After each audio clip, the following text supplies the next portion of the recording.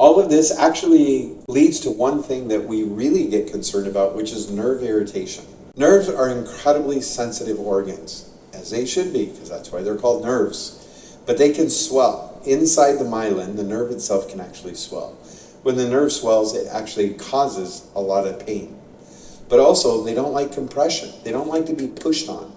A herniated disc or a hole that's gotten too small for it will cause that.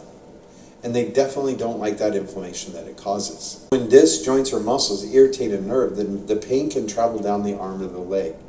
Now, depending on how far it goes down, will tell us as practitioners, is it just nerve irritation or is it nerve compression? That's why people call sciatica is nerve irritation. But why did the sciatic nerve get irritated? When I say to a patient you have sciatica, that's an adjective.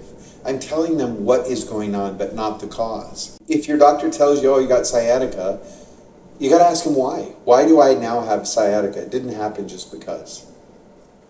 The nerve itself usually isn't damaged, it's irritated, it's swollen, and you got to figure out why that is. If you calm that irritation down and you restore the movement, reduce that inflammation, the nerve will settle down, and it usually will do better. Yes, there are medications out there, but I just had this happen the other day. A bag of ice out of your freezers. I call it water-based ice. This ice cube's made with water. Put it in a plastic bag.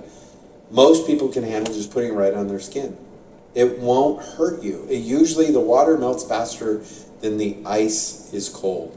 Now, if you're using any chemicals or if you add anything to that ice water or using a gel pack, acutely that's very, very cold. It can burn your skin, so you have to be very careful. But if you're using water-based ice, pretty much put it on your skin, it's not going to have a problem.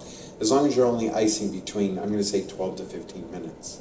But remember this, nerve pain usually means nerve irritation, not permanent damage. There's a big difference, you need to understand that.